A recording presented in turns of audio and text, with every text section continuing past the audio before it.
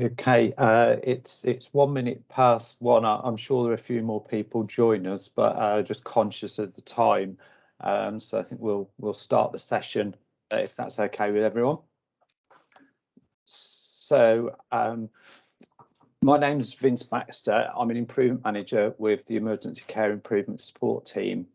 And I'm part of the working group that have organised the Modern Ward Round Collaborative.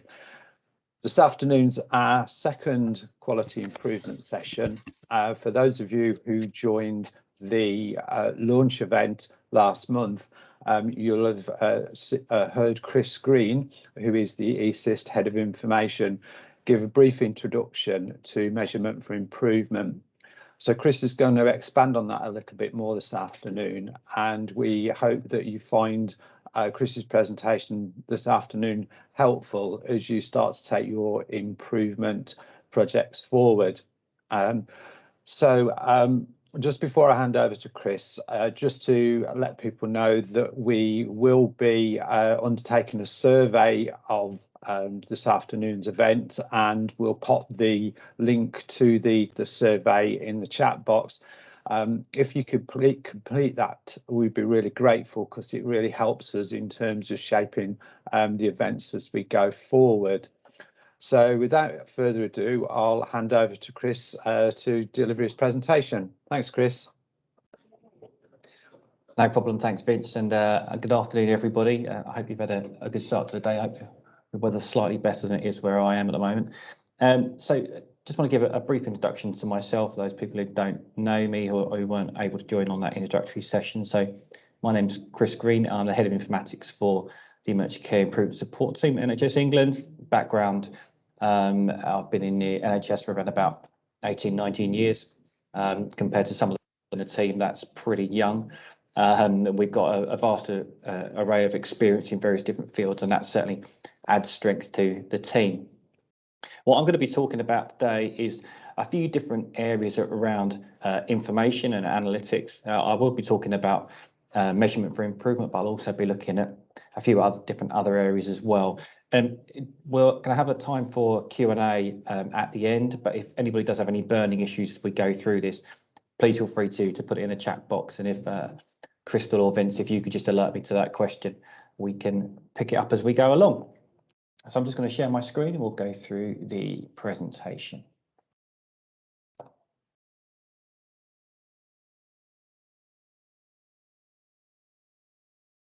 Vince, could you just give me a nod if you can see that? Yeah, I can see that, Chris. Great, thanks very much. So, as I said, welcome everybody. I hope you find this session useful. My contact details will be at the end of this presentation, so if anybody wants to get in contact with me regarding anything I've been talking about, then please let me know. So I'll just start off and kind of set the tone really, and certainly this session will certainly be going through some of the issues that you already know about. So particularly over the past 18 months, we've really been in very unprecedented times. And so certainly my role is slightly differently within the team. So although I've worked very, very extensively with operational and clinical colleagues, my background is in data and analytics. And so what I'm going to be talking about today is mainly around that, but also bridging the gap between using data in a meaningful way and putting it into action in terms of operational and clinical improvements, which improve the quality and outcomes for patients. And that's really everything that the NHS stands for. So we've certainly seen significant reductions in various different areas. We certainly saw that over March and April, May, June, going through kind of the early stages of summer last year, significant reduction in attendances. Obviously, that did have an impact on our occupied beds. It also improved other areas of flow, which is unsurprisingly. So handovers, the number of handovers reduced, the proportion of handovers, the performance metric actually increased. And that kind of didn't just happen by itself. You know, data doesn't just happen. There's always a reason for something either increasing or decreasing, or as we'll be looking at as we go through this presentation, even if things are relatively static, that is usually for a reason. It doesn't just happen by itself. And what we're going to be looking at is we're going to be looking at a series of different metrics And what I would also say is that just looking at performance metrics is not the way to go about something. And a blog that I've recently written with my boss, Pete Gordon, really also looks at how just focusing on performance measures actually impacts the health, mental health and well-being of the staff. And it's really vitally important that over the past 18 months that we've looked after our staff as much as we've looked at any other data that we'll be going through now. So what we're going to be looking about today, well, three main things really. So we're going to look at measurement for improvement.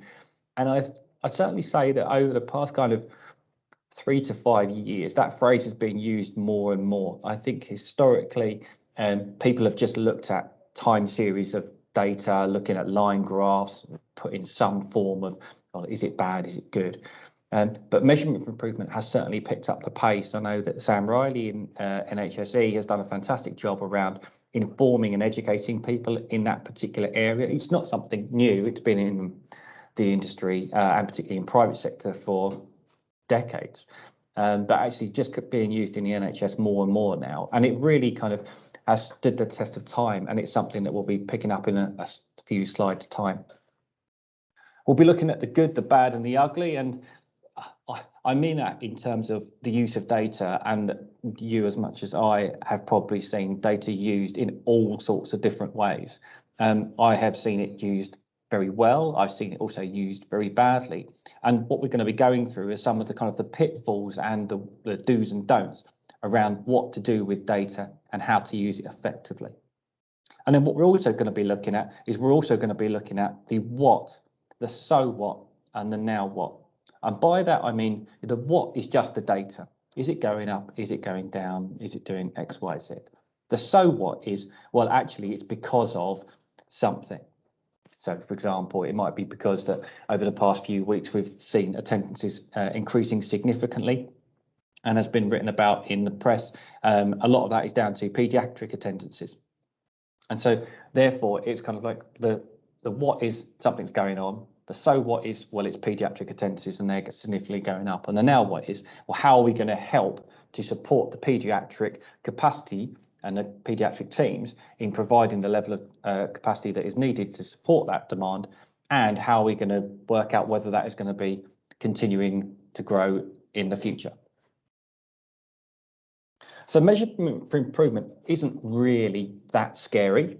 There's 7 steps to the measurement for improvement approach. And if you kind of just start from this platform, you'll really understand the basics around measurement for improvement. And we're going to kind of be getting into some of the whys and the wherefores around these steps in a few slides' time. But if you just kind of focus your attention on these 7 steps, there's kind of 2 groups of this. There's the first 3 steps around this, which is really about understanding the data, understanding what it is you want to do and how you want to do it. And then the next step, which is kind of like a cyclical process, is actually about getting the data, what we're going to do with it and how we're going to process this. So if we then break this down, I want to start by looking about, do you know the basics? Now, when I started in the team around about 6 years ago, my boss was talking to me about, the NHS being a complex adaptive system. And I think all too often we try and solve complex problems with a complex solution.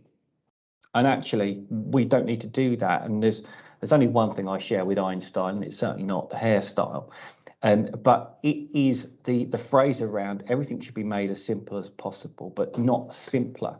So Einstein was very much of the opinion that you should be able to understand and convey a message in a simpler way as possible so that everybody understands it. It wouldn't be particularly good if you started coming in talking about a piece of data or something at such a high level and in such a complex way that nobody understood what it was you were talking about, or more importantly, the story that you were trying to tell. So actually understanding the basics, understanding exactly what it is that you're looking at, the definitions for doing it, the reasons why we're doing it, the objectives for why we're doing it, is really, really important to do that. It's also important to understand what the drivers to the challenges that we face. We'll be talking about that in a little while when we talk about driver diagrams, which are a relatively new thing within the NHS and something that I know Vince and the rest of my ECS colleagues will be able to assist people on if they're trying to have a look at that. but also about what are the problems you are trying to solve. When I worked at a trust, I've worked at CCGs, I've also worked at PCTs when they were such a thing, but working in a trust for about 8 or 9 years. The interesting thing for me was about articulating what the question is that you wanted to try and solve. So when people were starting to ask me a really ambiguous question, that's all well and good, but actually I would just give them loads and loads of data. And we'll come on to look at that now. So the first step in that 7-step process around measurement for improvement was about deciding the aim. Now, I'll take you back a few years to when I went to university. Now, my memory is certainly not what it was. And to be honest with you, I only remember 2 things from university. One of them was productive and one of them wasn't. And it's funny what you do remember. So I studied business and marketing, which it couldn't be more of a generic degree if it tried. And as part of that, I did a finance kind of aspect. And I remember vividly, one of my tutors telling me about how to set up a Phoenix company. Now, for those people who don't know, a Phoenix company is a company is not doing particularly well. And so you're literally asset stripping all of the valuable assets out of one company and putting them into another. Now, why you would teach anybody at university how to do that is anybody's guess, because when you come out of university, you're not going to get a job where you're going to be looking at things like that. But the more important thing that I remembered from the marketing aspect of it was about the shotgun and rifle approach. And it's so basic, it's such a basic principle, but it has stood me in really good stead about understanding requirements that we want to have a look at in various different guises. And, you know, many people on the call will probably know exactly what I'm talking about, but the shotgun approach to kind of dealing with an issue is I'm literally just going to ask every single question under the sun around what's going on in terms of, and if we focus on urgent emergency care, I know there's an awful lot of issues going on around elective recovery work, elective demand that has been declining over the COVID time period because pressure's been put on elsewhere. But actually over the past kind of 3 to 4 months, elective recovery work has been increasing and will continue to increase over the next 12 to 18 months. But if we just focus on urgent emergency care, you can't say the shotgun approach would just be who's coming into the department, how long are they staying, where are they going to, literally every single question about urgent emergency care. But the rifle approach to that would be one specific question, and I'll pick up on that, because when I was the business partner for urgent emergency care at the acute provider I worked at, I was approached by the Q, who said, demand is increasing. I want you to provide some analysis to kind of what's going on. Now, that's all well and good, but the fact of the matter is that looking at overall demand for the whole hospital, she didn't even say it was just to do with the emergency department, but demand everywhere was increasing. Now, you as much as I will know that data in the NHS is abundant. We can do whatever we want, whenever we want, and produce it however we want with different definitions. And what I struggled to do was I struggled to answer that question, because every time I provided a piece of analysis, that individual would challenge it straight back because it wasn't answering the exact question that she was asking. And so I sat down with her and we really went through in detail about what it was that she was trying to solve, what the question was. And it soon appeared as though it was just to do with the amount of patients that were going through to our ambulatory care at the time, or SDEC as we know it now. And so because I was able to sit down with her and say, what is the exact question that you are trying to solve? Right, it's to do with ambulatory care. Okay, so we can park the patients that are coming through our emergency departments, work on the definitions for the patients who go through our SDEC environment, find out the data, where I can get it from, and answer the question. And really what the whole idea about was avoiding the ambiguous questions and thinking about your objectives. So the second stage in that 7-step process is about choosing your measures. So we've decided our aim, we're now going through to choosing our measures. But the ambiguous question is, I think demand is increasing. And if I then take that on my story on a couple of years, my divisional director in urgent emergency care, who was a fantastic guy, and I learned an amazing amount of knowledge from him. But we came up with this phrase around the exam question. So the ambiguous question is, I think demand is increasing. But actually the exam question, and to use a recent story, is around, we are seeing more children under 16 arrive in ED. Is this increasing, and will it continue to increase? Now, if you know the exam question, you can provide an answer to that. And there was a fantastic quote. Now, I don't know whether this is one of those folklore things, but there was an exam question that came up many years ago around, in English, or it might have been in philosophy, I don't know, but it was around, and the question was, is this a question? And the story goes that loads of people were writing pages and pages and pages around the philosophical and the definition and everything around, well, what makes up a question. But somebody literally just put as an answer, well, if that's a question, this is the answer.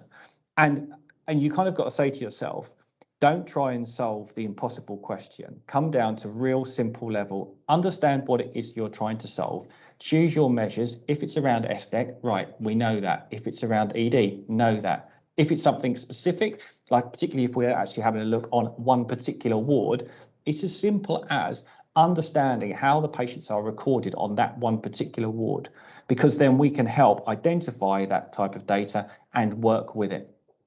Now, Vincent, other people in the ECS team will be able to help you out with, particularly around driver diagrams. These are incredibly valuable improvement tools about understanding the layers of complexity around getting from where you are now to where you want to get to in terms of your overall objective. When it comes to collecting data, as I said, the NHS is an absolute awash with data, particularly around urgent emergency care. Elective care data, I've just had a call with the improvement support team around supporting elective care, but regarding urgent emergency care, there is data absolutely everywhere about everything. So the challenge for us as analysts is actually providing the right level of data that you want. And I like to use this as an analogy. And I'll draw your attention to kind of this bridge. I'm not entirely sure why the person on the left-hand side has an abnormally small head compared to the rest of his body and legs, but we'll kind of gloss over that one. But what I'll draw your attention to is the kind of the analyst over on the left-hand side. So the analyst, and if you don't know your analysts within the BI teams, apologies, my presentation has just disappeared. Sorry, I'm back now. If you don't know your analysts within your BI teams, within your organisations, please try and find out who they are so you can understand exactly what they do, how they do it, and how they can help support you. But they have all of the data to hand. Okay, they can access it whenever and wherever they want to, particularly with working from home at the moment. That's not a problem. They'll all have remote access into different servers. So don't worry about if they're not technically on site. They also have all of the theory, which is absolutely fantastic. So they'll have different capabilities around different algorithms, different programs that they'll have access to. They've also got different tools, so they can use relatively standard things such as Microsoft Excel, but they can also use different business intelligence platforms. And many of you will have things like Power BI or Tableau or ClickView or things like that. And they'll also have different techniques. They'll been on training courses to understand how to extract data, how to present it in a timely manner and a neat manner so that people understand that. But the more important part is the operational and clinical experience over on the right-hand side. Now, operational and clinical colleagues, they have the anecdote. They are living and breathing this through every single day. And I think that's come to the fore, particularly over the past 18 months, where what you guys have been going through has been absolutely phenomenal. And actually, when it does come around to looking at some of the data to try and help support some of the improvement work, say, for example, around long length stays, what you are experiencing on the front line, we need to make sure that the data backs that up. And if it doesn't back that up, we need to understand why. And I think that the phrase that we've kind of been trying to transform is moving data into action.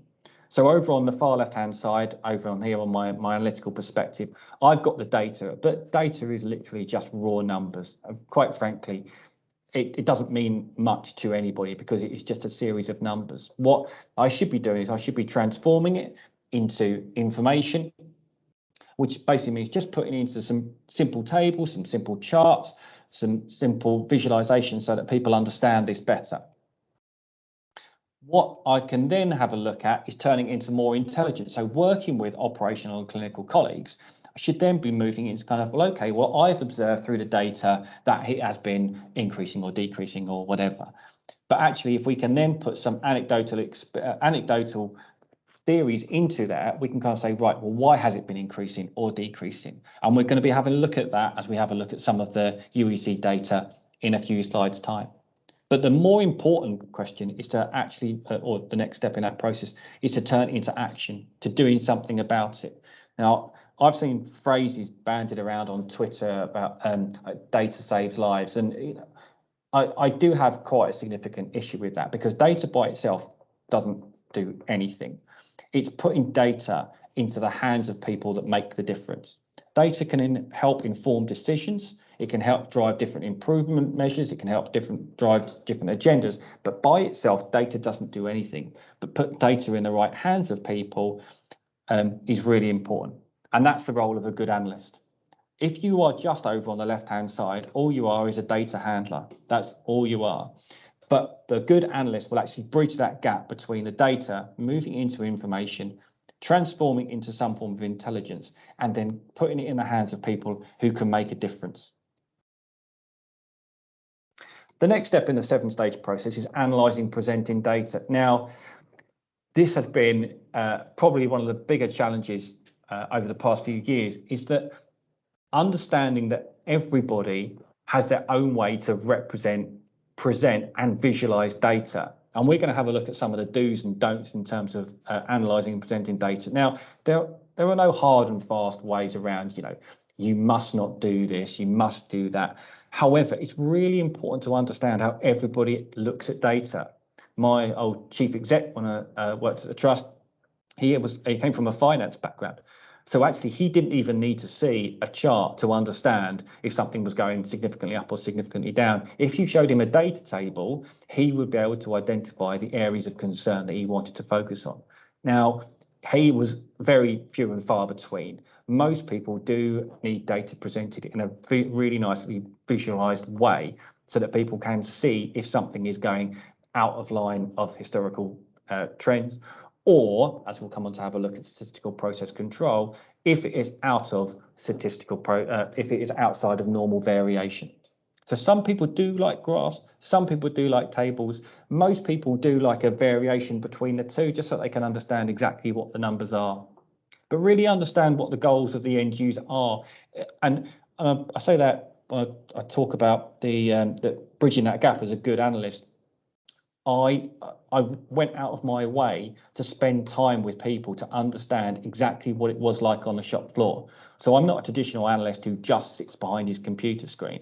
I like to get out and shadow people in the emergency department, or I looked after the whole of urgent emergency care. So it might have been the ED one day, then I might have been on the short stay units the next day or the next week. And then maybe the next month, I'd spend time with the stroke consultants, understanding exactly what it is. When they talked about what a TIA was, I knew exactly what that meant. I knew it could be high risk, low risk. I knew what the coding was. So that once again, if they asked me a question specifically around how many patients are coming through the high risk TIA clinic every month, I'd be able to understand it. I'd be able to go to the data, extract it through using the clinical diagnosis codes, working with the coders to make sure that I've got the right codes, and visualize it and present it in a way that people could understand. And then the next way is to try and work out how to distribute. Now, we've got a myriad of different tools that are available to us. I'm a huge advocate of Excel. I know that's been bashed in the press over the past few months, mainly by some work that people in the government have been doing. But that's because Excel is not a database tool. Excel is a spreadsheet, and it has phenomenal capabilities in terms of visualizing and presenting data in a really, really specific way. There is fantastic new BI platforms out there, as I just talked about, with Power BI, Tableau, ClickView, and I'm sure many of you will have access to this. It's really important, if you do have access to it, to work with your analyst to make sure that you understand exactly what it is that it's showing.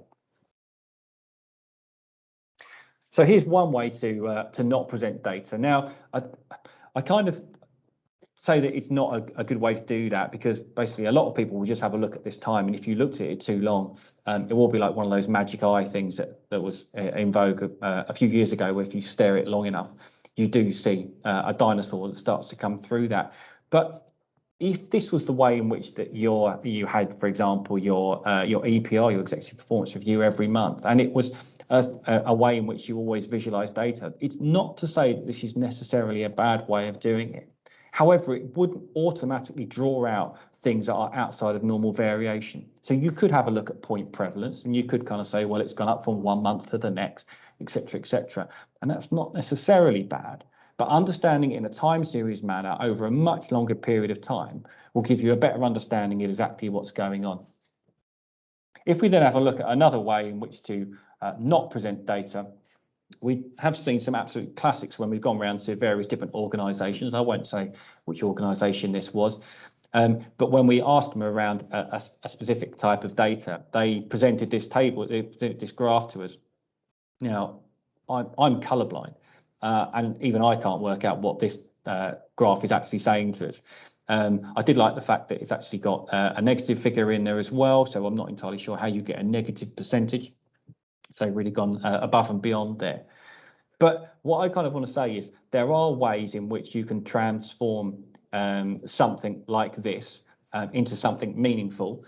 And the way in which we do that is we just print it out and turn it into a little bit of origami and make something as beautiful as possible. So you can transform data into anything you want. And I think that's the overriding thing I would say about this, is that, as I said, data is just a number. It's what you do with it, how you use it, and how you transform it and put it in the hands of people that can do something about it. So if we then start to have a look around processes, the thing that I get quite wound up about is when people say something is new and improved. Now, many of you will be looking at different processes. We're not going to talk about lean methodology or anything like that for another half an hour. But what I will say is really understand your processes. Understand exactly what goes on, when, and not just from a patient point of view, not just from a kind of your point of view, a clinical and operational point of view, but also from a data point of view. Understanding what process stamps are happening. So particularly if I take the process through the emergency department, when a patient gets booked in, when they're going to be seen by a triage nurse, when they're seen by a senior clinician, but equally all the other timestamps that are going through that.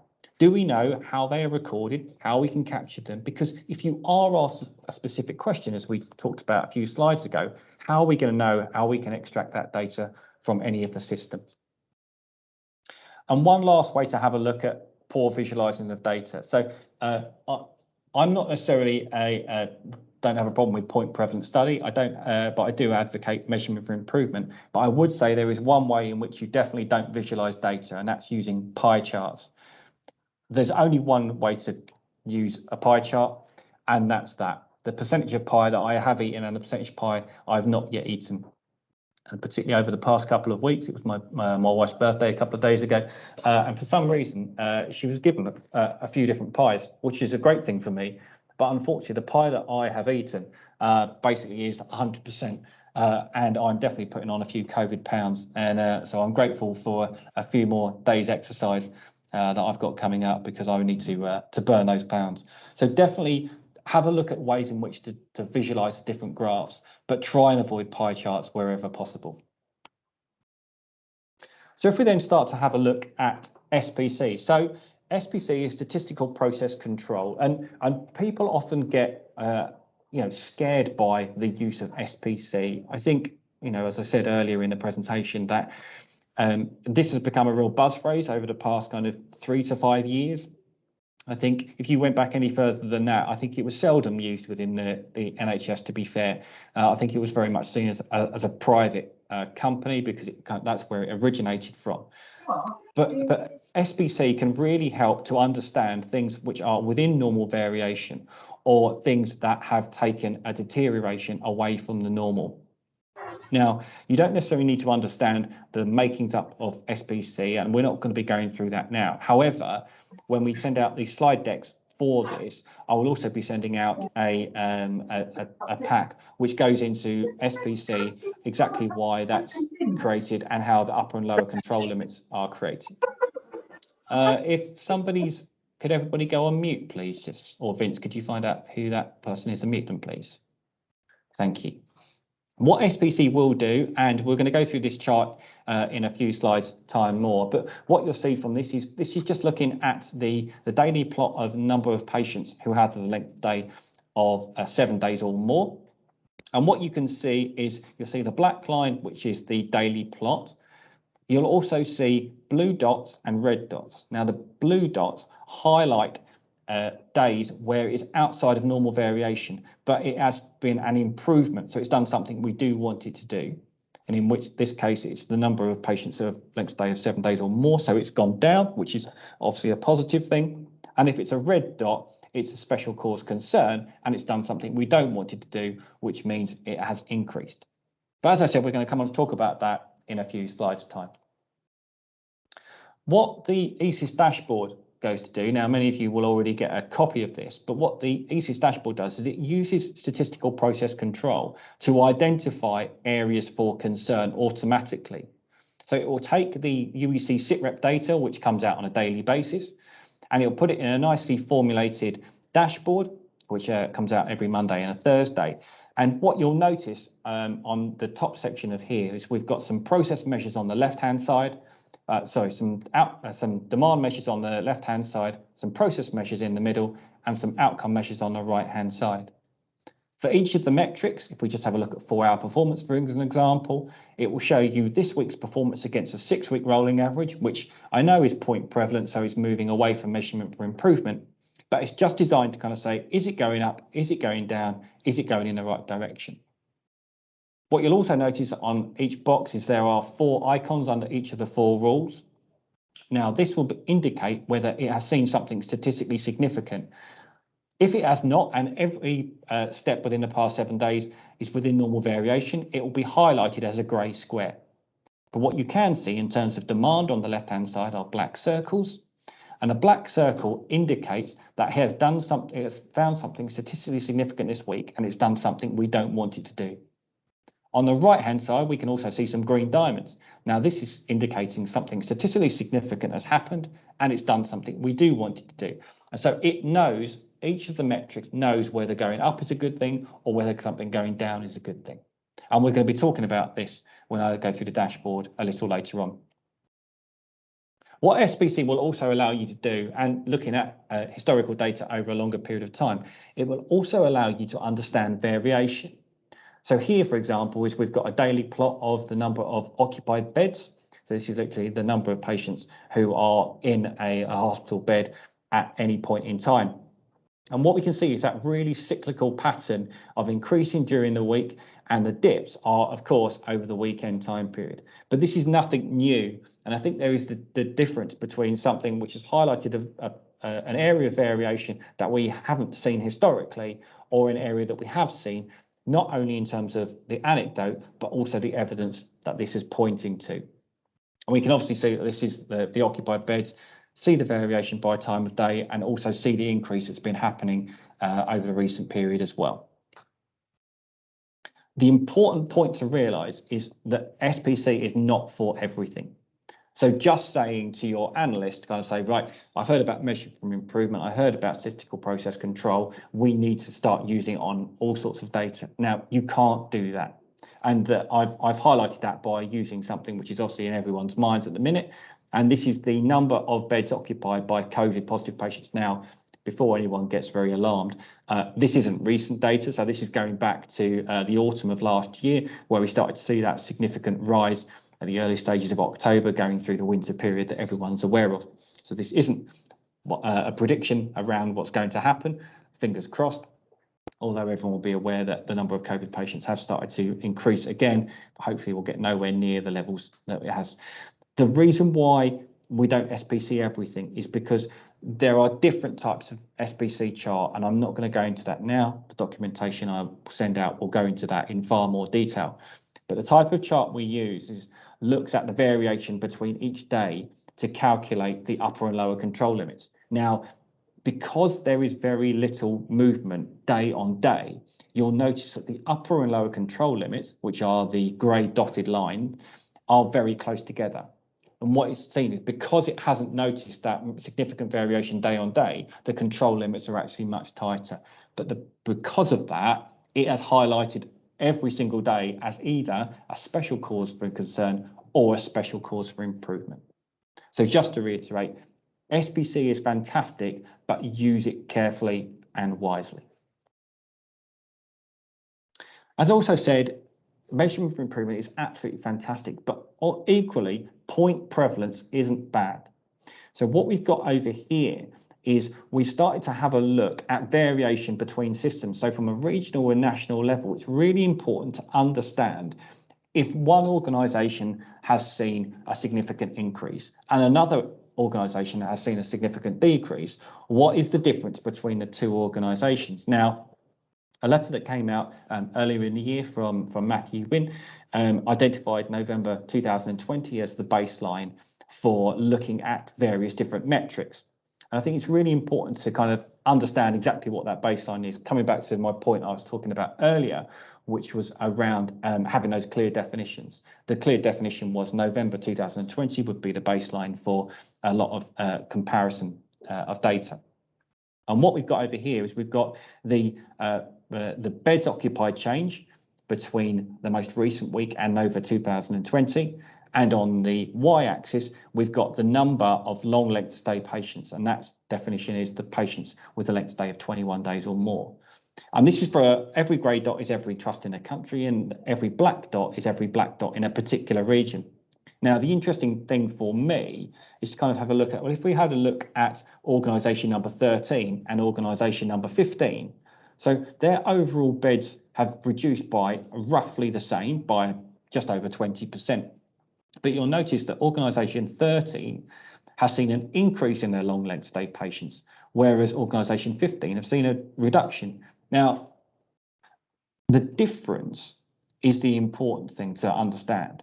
But what you can't do is you can't take data, and particularly this type of data, and make judgments straight off. So we can't say, for example, that organisation 13 are brilliant, because not only have they seen an increase in their long length stay patients, they've also been able to reduce their occupied beds. So whatever they're doing at the front door is absolutely fantastic. What we do use this data for, though, is kind of saying, well, hang about, what is the difference between organisation 13 and 50? And asking those questions, once again, bridging the gap from just data, moving into information, into intelligence, and understanding and speaking to those organisations about what is it that they're seeing on the ground, and is it something that could be replicated? Because if it's something that organisation 15 can help organisation 13 out with, we should absolutely be doing that and trying to share best practice. What we're also great in the NHS at doing is we're great at just looking at one metric in isolation. So if you take, for example, the classic 4-hour standard, we just look at that to kind of say, right, well, how are they doing in terms of the 4-hour comparison, 4-hour metric? But what we actually want to do is we actually want to kind of say, well, that's really interesting that X metric has gone up at the same time as Y metric has gone down. Now, if there are any statisticians on the call, I would point out that this does not mean that there is a correlation between X and Y, but more importantly, that there is a relationship that we should try and investigate. And if we look here, for example, don't worry about what the y-axis is actually saying, because it's more about the difference in the lines between the 4 different metrics that I've got on here. And they're what I classify the 4 composite metrics of flow. So we've got the beds occupied, which is the light green line. We've got the black line, which is how many patients are in hospital with a long length of stay of 21 days or more. And then we've got the red line of time to treatment, which is the proportion of patients treated in the first 60 minutes, and the classic 4-hour standard being the blue line. And the thing that I'm kind of really drawn to when I look at this is the impact on flow. So we can have a look at our beds occupied, which is the green line, which has been continuing to increase during this whole time period. We can also have a look at our long length of stay patients, and we can see that not only has this been increasing, but it's been increasing at a faster rate than overall beds occupied. So our proportion of beds occupied by long length stay patients has been increasing, constricting flow in our acute wards, which means that we can't transfer patients from our short stay wards up to our acute wards, which means that we can't move patients from the ED into short stay. And as you can see from the red line, which is the time to treatment, we have struggled to meet the time to treatment metric, which is treating patients within the first 60 minutes. That has declined, which has meant that we've not been able to treat patients, admit them or discharge them within 4 hours. We wouldn't be able to get that if we just have a look at one metric in isolation, but having a look over this on the metric comparison graph, which is equally on the ESIS dashboard, we're able to have a look at the relationship between the various metrics and answer the questions that have been historically asked by organisations. So now we know the what. It's really important that we understand it and we take that data and put it into something which is much more operationally relevant. We can now understand the variation and the reasons for it, and we can reduce the use of just numbers. So just saying that how many attendances came through the front door yesterday, oh, well, it was 256.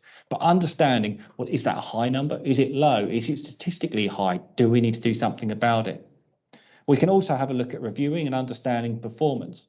And that's not all. And we're just going to go through a couple of other points now. But I will take this point to just kind of say that my email address is chrisgreen@nhs.net. If anyone wants to, feel free to email me if they would like any information. Before we move on to the next point, I will just ask if there are any questions from anybody. If not, we'll just go on to the last bit.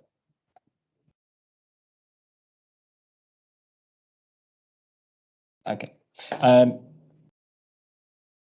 So what I just want to talk about for the next 10 minutes is take you through the ESIS dashboard. So I'm just going to share that one now, just so that everybody can see that.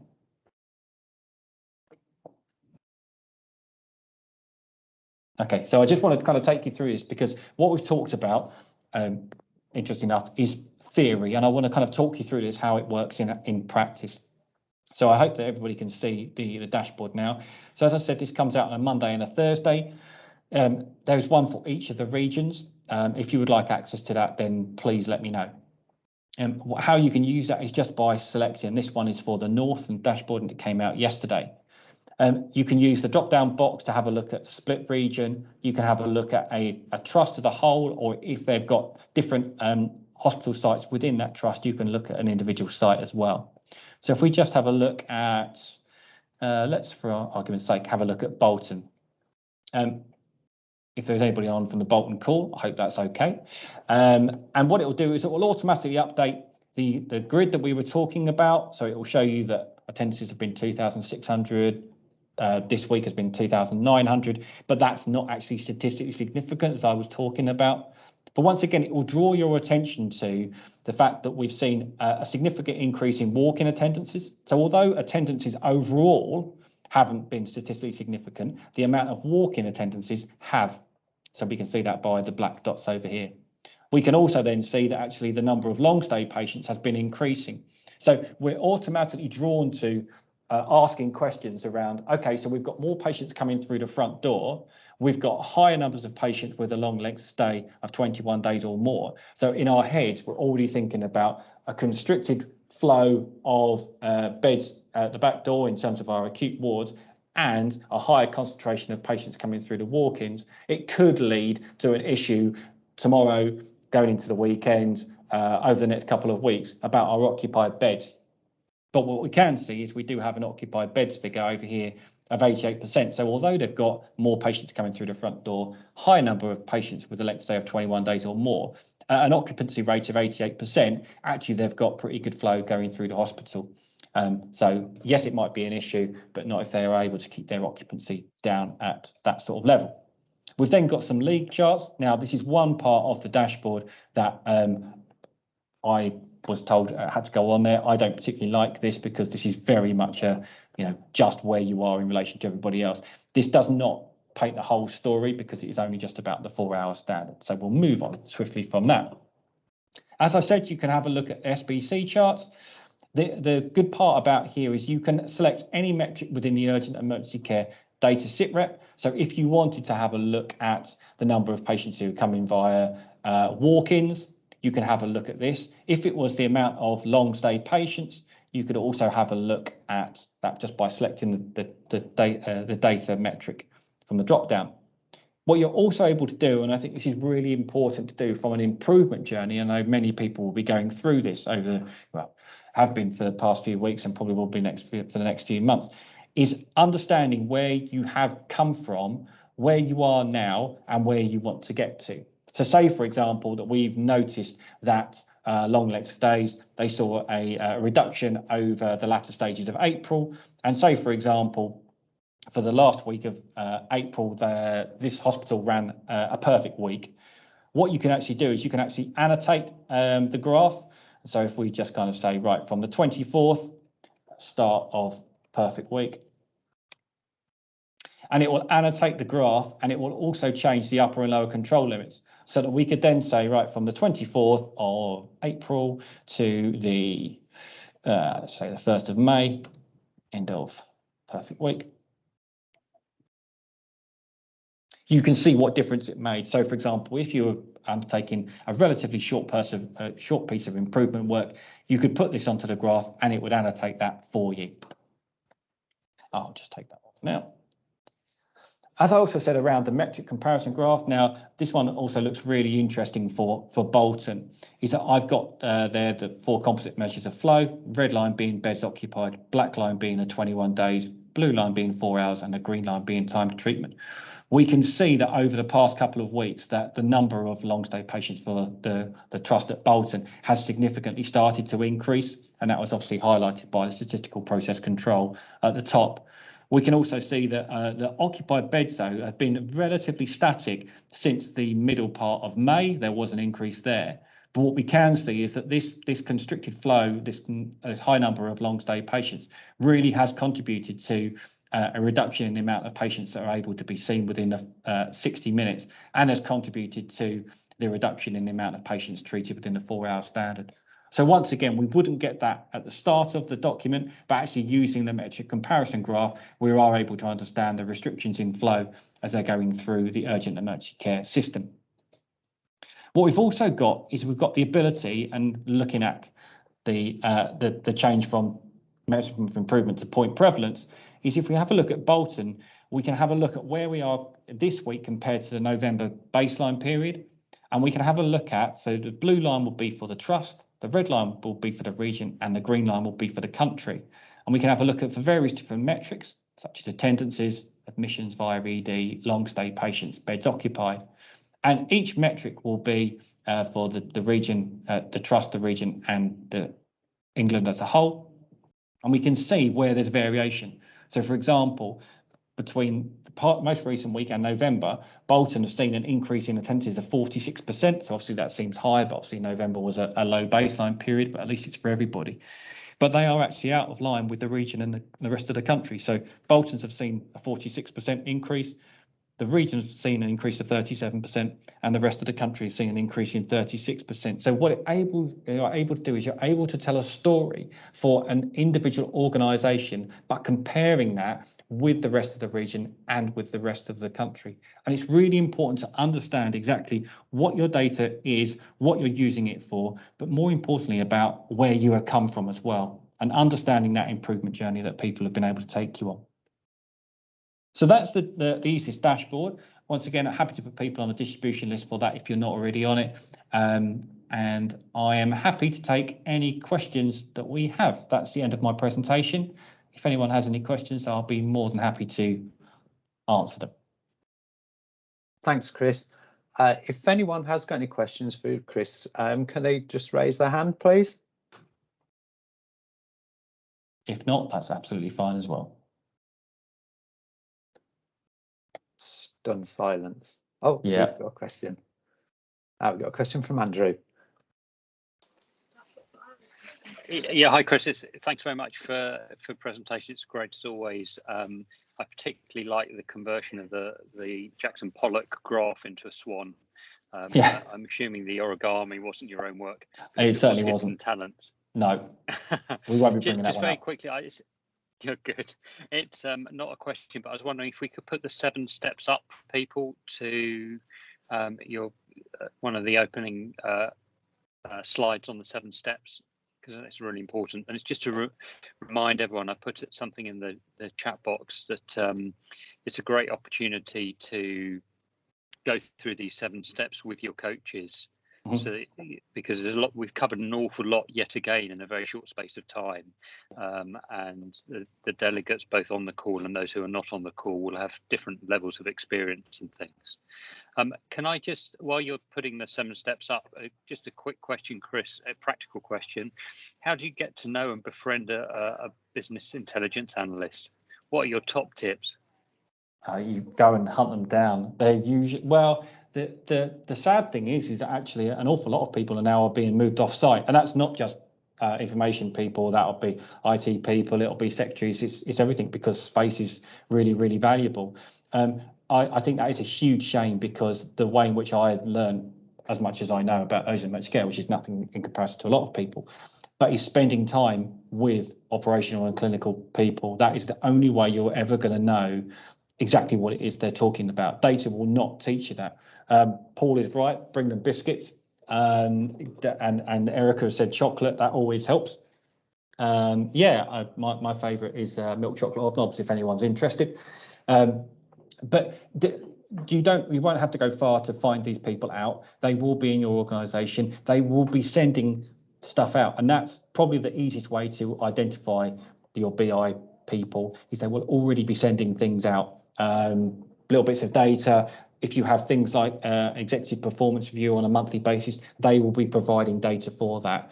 Go and hunt them out. And if you really still don't know who they are, contact somebody like myself, because we have a lot of different networks around the country, and we could probably find them out for you. There are various different groups of analysts, particularly AFA, which is the Association of Professional Healthcare Analysts, that many people have joined, which is a phenomenal resource in trying to understand who does what, when, why, where, and putting professional qualifications around analytical work as well. That's great, Chris. Thank you very much. Really helpful. And I guess, again, it'd be really good if people can share their experiences and things. But the people don't tend to like ad hoc requests, do they? They kind of, it's good to engage them and work through the questions that you want answered, and how they can support the narrative around that and the data collection around it, rather than just pinging off an email that says, please, can I have this X information or Y information? Yeah, and I, one of the challenges around ad hoc is they tend to be required now. And, it's like, it's 7 minutes to 2 o'clock. I've got a meeting at 2 o'clock. I wonder whether you could do this. And in some cases that's doable. In many other cases it's not. But I get back to that point around the shotgun and the rifle approach. Ad hocs tend to be a bit more shotgun. They don't really have the deciding the aims, choosing the measures, defining them, collecting the data. They don't tend to be working together. It tends to be right, I'm going to lob you a question and I want you to lob me the answer. There's no collective or collaborative working. And that's what you want to turn an ad hoc into a regular report so that it can be useful. Yeah, thanks, Chris. So the message to people is, look at the person who's pinging out the data on a daily basis that everyone receives, whatever the data is, and invite them to your next ward round with milk chocolate hobnobs if they're a fan of that, and get them sat down with the team and engage them with what the issues is and how they can help, and take them through the processes that we've got in front of us. Yeah. So there's a 7-step process, Andrew, that you were talking about. But these slide decks and the documentation around providing greater definition clarity around statistical process control, we'll be sending that out to everybody on the call. Great, thanks, Chris. No problem. Well, that's it from me. Vince, I don't know if you want to say anything in closing, but thanks very much for everybody coming today. And hope you have a nice rest of your afternoon. Thanks, Chris. It's always a pleasure to listen to you.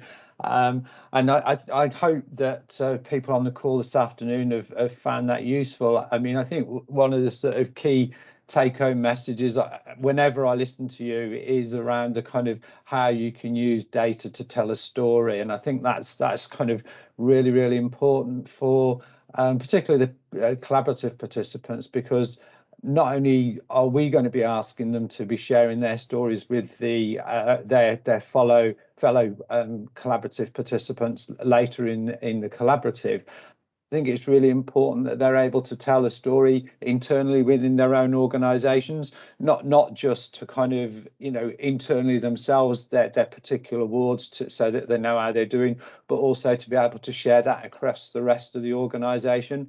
Because one of the key things for this collaborative, it's not just about the here and now, the work the wards are doing. It's also about kind of how do we get sustainability and spread, and I think data plays a really important part in that. So once again, thanks very much, Chris. Just a reminder to people, we have recorded the session. The session and Chris's slides will be available. And we will also pop the link to the survey into the chat box.